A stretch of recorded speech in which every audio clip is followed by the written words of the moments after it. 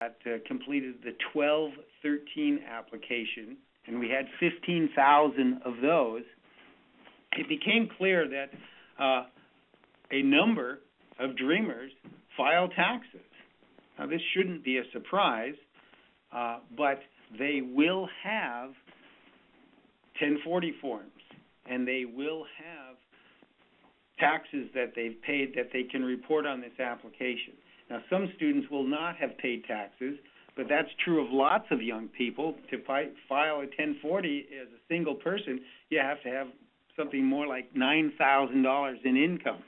So many students don't file taxes because they're not required to do so. So anyway, this page goes through the student's financial information. Later in the application, and I think I skipped those pages because I did not want to go through the whole darn thing, there's parent questions that really ask the same thing. And parents, of course, will file 1040 forms as well.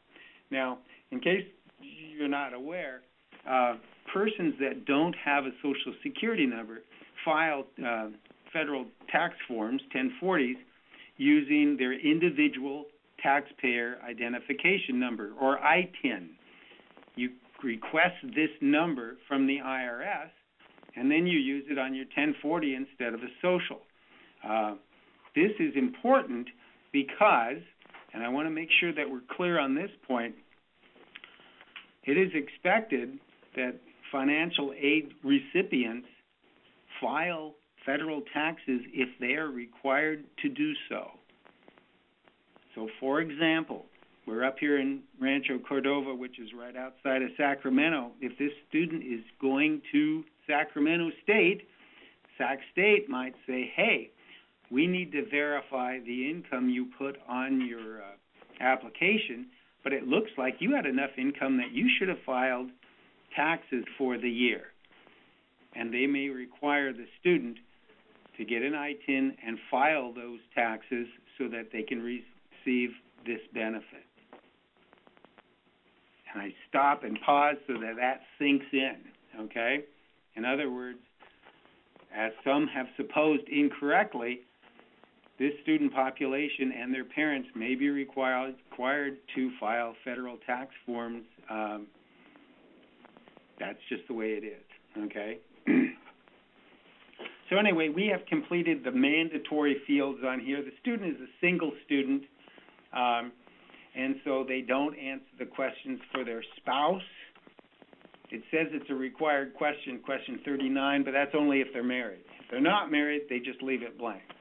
They list their asset information down in the bottom three questions. Again, the same questions that are on the application.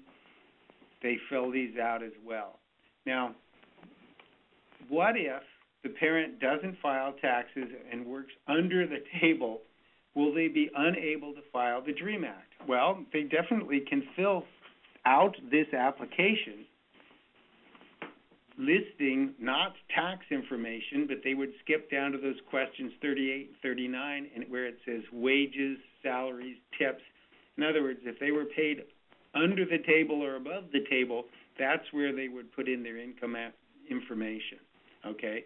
Just understand that depending on whether they're selected to have their application verified, there are instances when they may be required to fill out a 1040 form.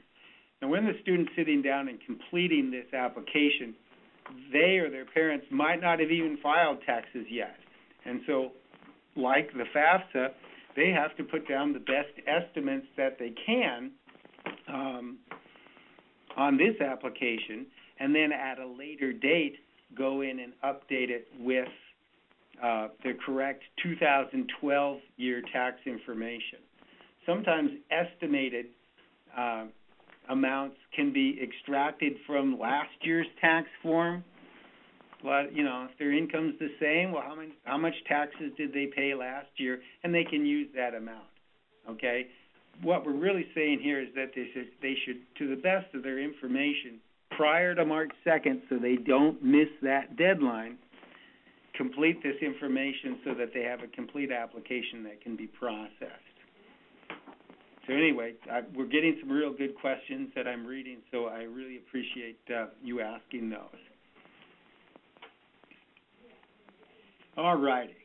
Now, this is additional information that we might need on the students' finances.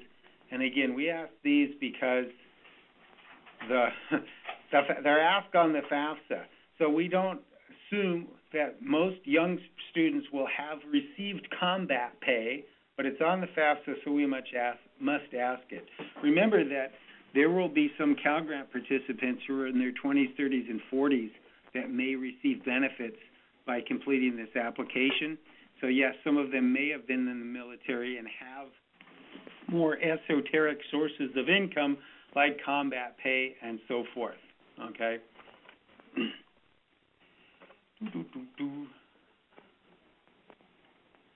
Okay, going forward.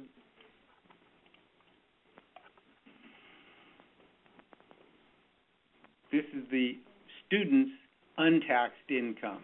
Now, on the FAFSA, if you file taxes, you give your taxable income, your adjusted gross income, and then you also fill in the untaxed income. And we do the same thing here. Again, we don't really expect that most students, young persons, are going to have paid or received any child support, but we have to ask it.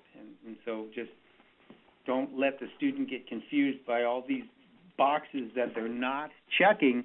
That's normal for many people completing this application. They just have them read the question, make sure they don't have that source of income, and then just go on.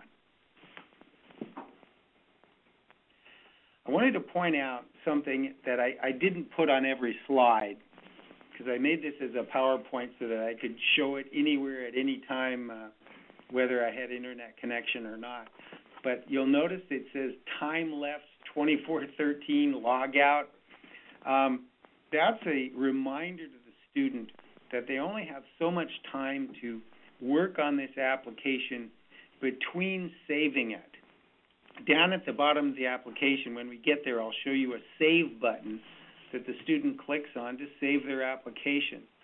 As a security feature, this application, you can only stay in it without saving for 30 minutes.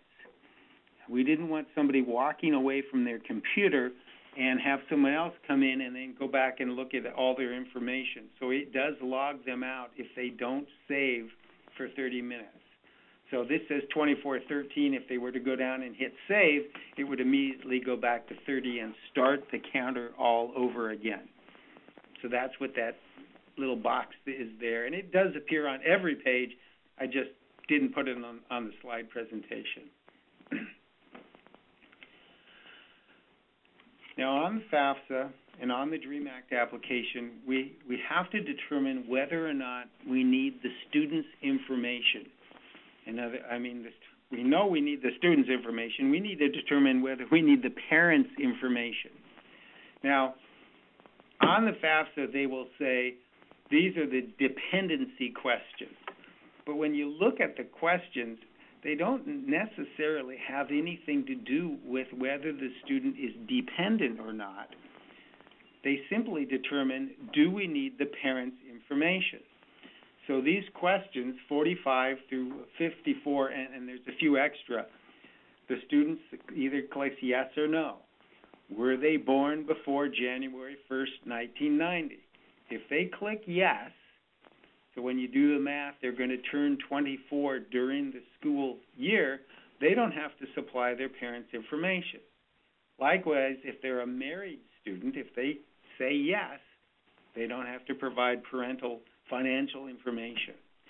So in order to be a true dependent student, they have to fill out no to every one of these dependency questions.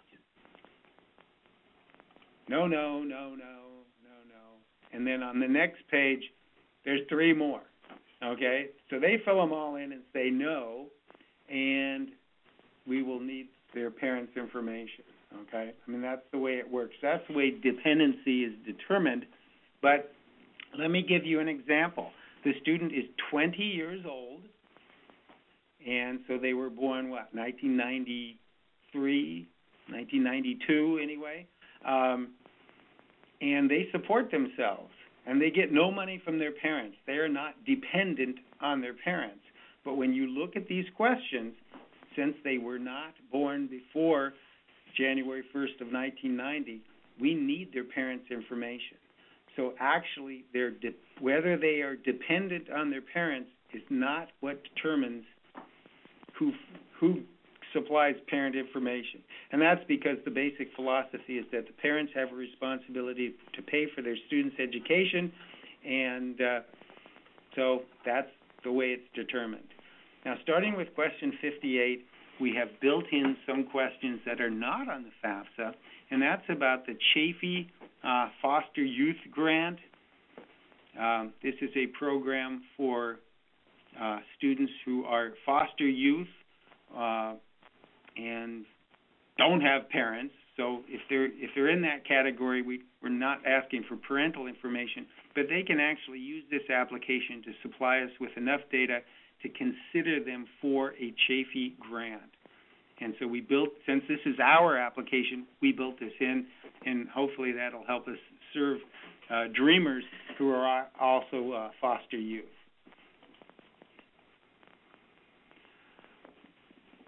Now, we've gone far enough through the application. We've completed all the student financial information. We're now getting into where the parents enter their information. Now, let's talk about this. The parent is going to say that they're either single or married or divorced, separated, and depending on that answer, that will tell them whether or not we need two parents' information or one parent's information. So in this example, this person completed the application as a single parent, and so all they have completed are questions 64 through 67, saying, my name is Jay Washington, I was born in 1974, and this is my Social Security number, or ITIN. Now, in this case, they entered all zeros, 9 zeros, because they didn't have a social or an ITIN. So they can either enter the ITIN or social, or if they have neither, they enter 0. And that part is exactly the same as the FAFSA. If they don't have a social, they enter 0. And in this instance, there's no mother in the picture, so those questions are left blank. We ask for the parent's email address in case the Student Aid Commission or the campus wants to contact the parents for some reason. We asked about the parent's household size. These are the people that live in the parent's household that the parents support at least 50%. So it could be obviously the parents and any children in the family, including the student, but it could also be grandparents or uncles that live in the household. If those parents of the student are supporting those people at least 50%, they're part of the household. Again, I keep mentioning the FAFSA. If you didn't have access to the DREAM Act application instructions, most of the questions on the financial questions could be answered from the FAFSA instructions, just because we really do have to do it the same way. So the parents establish how many are in their household, how many are in college. They complete a few more questions on what programs people in the household participate in. And just to be clear, Dreamers are probably not going to be receiving any Social Security income, but they will be receiving possibly benefits from the free or reduced lunch program, which is open to students regardless of their citizenship status. So we will get some people filling this out. If the parents have completed taxes, then they fill out these tax questions here. Question 86, what the heck is a dislocated worker? Well, it's a fancy name for unemployed. If they had been working and now they are not working, then they are a dislocated worker. And more thorough explanation of what that is can be found in the DREAM